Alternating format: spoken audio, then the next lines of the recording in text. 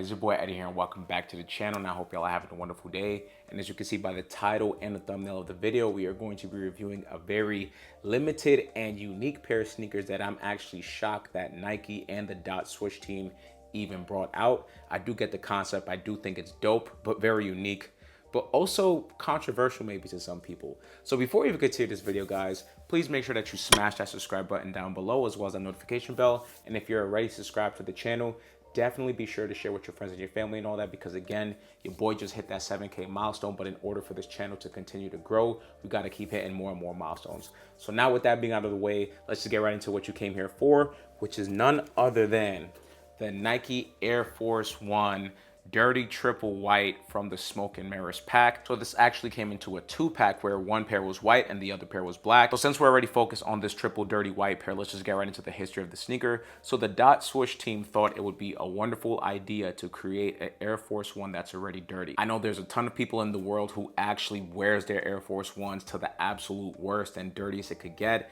and that's kind of where they got this idea from. But the story that they wanted to tell with this specific release is that the sneaker is going to start off dirty, but the more that you wear it, the more it actually becomes cleaner and truer to a classic all white, fresh pair of Air Force Ones. Definitely an interesting take, but I want to know if this is a copper drop in the comment section down below, because I would love to hear y'all feedback on this specific pair of sneakers.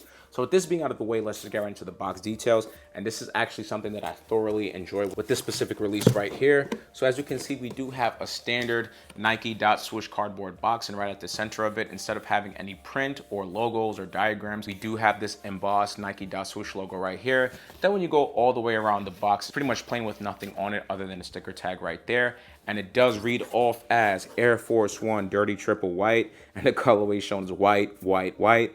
And based off of what I'm seeing, is definitely triple white but dirty, so it definitely makes sense. And then when it comes to the sizing of the sneaker, it's definitely a little bit different for me. I know most people in Air Force Ones, they normally go a half size down, but since I have semi-wide to wide feet, for me, going true to size works 100% with any Air Force One that I've ever tried on. So I always tend to go with my true to size, which is a size 8, and that's exactly what I copped this sneaker in. But I would recommend, if you want to cop these sneakers on StockX or GOAT or any third-party reselling site, make sure that you go to the store, any store, Foot Locker or whatever, try on a pair of Air Force Ones, and once you feel the size that you're comfortable with, then order it. Going back into this box details, this is one of my favorite things, is that when you actually open this lid right here, the box opens up and gives you this very nice packaging. And then the sneakers come individually wrapped in this nice Swoosh tissue paper right here, which I think is a pretty nice touch.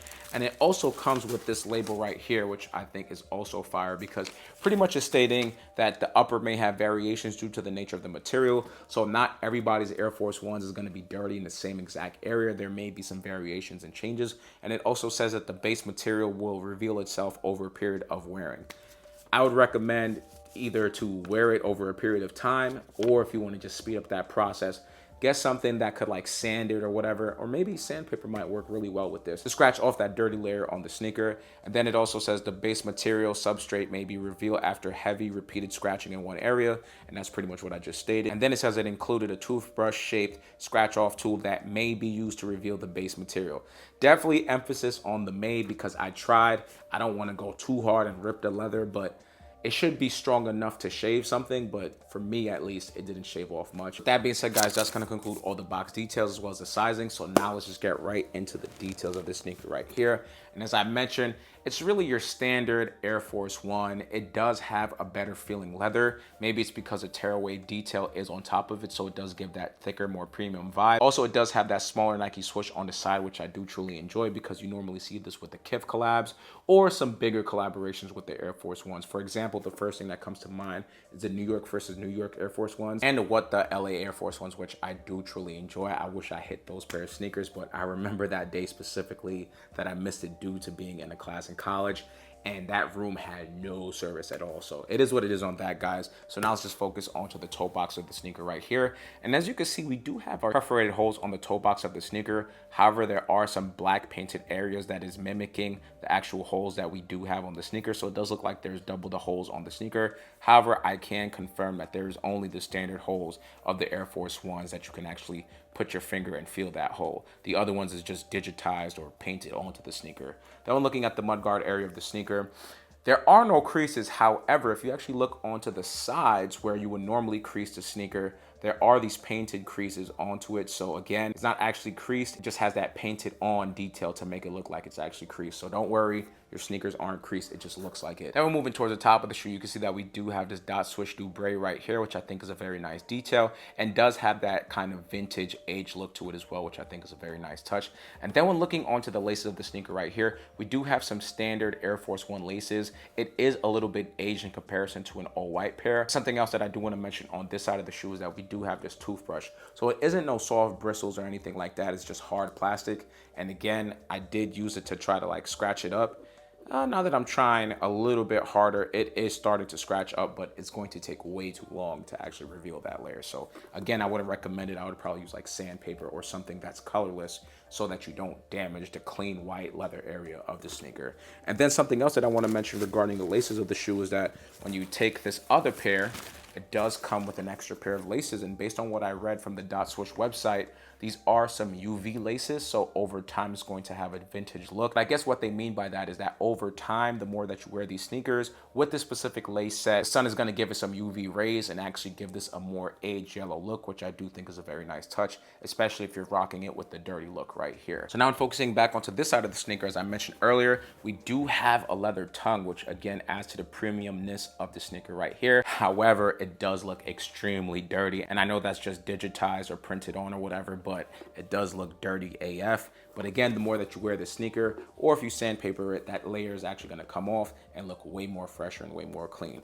Then when going towards the top of the tongue, which is a very nice detail, we do have this nice leather tongue tab right here. However, again, it is super dirty, but you can see that Nike Air logo right there.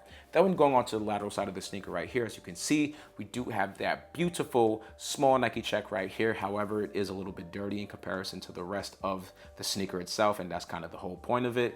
And then when going on to here in the quarter panel, we do have some more nice leather right here, but it is dirty. And then right here, what I do love about this detail on the Nike swoosh is the fact that the Nike swoosh is dirty. However, there are these drawn strings right here. So this is actually not any type of loose stitching or anything like that. It's just painted on to give that effect of the stitching being kind of torn off, which I think is a pretty nice touch. Then when going onto the back heel area of the shoe, now you can see that we do have that dot swoosh air detail right there, which is embroidered on the shoe. And then right under that, you can see the Nike Air logo, which is printed on. And I'm assuming when you scratch that off, that's actually going to disappear completely, and you will only have the swoosh air detail, which I think is a very nice touch. Then moving on to the medial side of the shoe, the same thing pretty much follows suit as the lateral side, so there's nothing else to report on there. So now when focusing onto the midsole, this is the one that I'm kind of concerned about or feel weirded out about, because there are some parts of the midsole that looks really bright white, but then there's other parts that look super dirty, coffee stained, coffee tinted, whatever you want to call it. It just looks dirty AF. So I'm wondering if this is going to have the same feature as the leather. And remember, this isn't a leather detail on the midsole itself. It's more of like a hard padded foam that's just all clumped up together. So I'm not sure if it's going to have the same tear away or clean effect the more that you wear this, because this is pretty much more susceptible to actually getting dirty. So that's pretty interesting right there. Then when focusing onto the outsole of the sneaker, this is probably the most interesting detail to me. The outsole is completely white, completely clean, and is a super contrast to what we see on the rest of the shoes. So definitely let me know what you think about this sneaker, guys. But with that being said, guys, we have one more final detail on the sneaker, and that's going to be the insole, which I think is a very nice touch. But don't judge me, guys. This isn't my dirt. This is actually screen printed on. So as you can see right here, we do have this Nike Air Force One insole. However, I do have to say that it feels way more firm than the standard Nike Air Force One insole that you would normally have in your shoes. But on this side, or the front facing side, it does have a super dirty Air Force One insole with that Nike dot swoosh detail right there. So definitely let me know what you think about that in the comments down below, guys.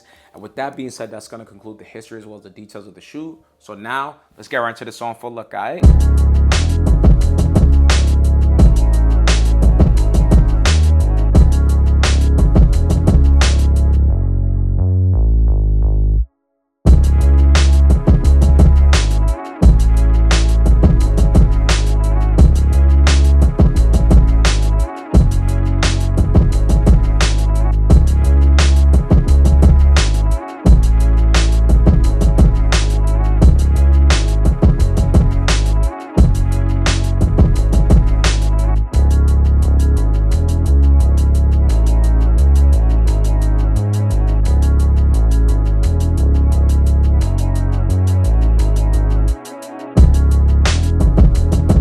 right, y'all, so that's gonna conclude the review as well as the on-full look, and I hope you guys enjoyed this video as much as I did making it for y'all.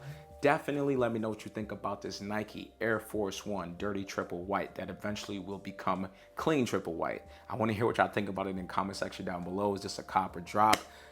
I'm gonna say that these are probably a drop for me. I'm already not an Air Force One person, so I don't really care to have a dirty version that eventually becomes clean. But again, I wanna know what y'all think down below.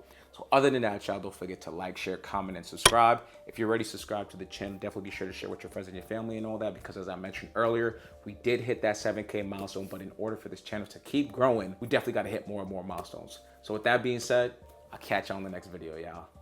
Peace.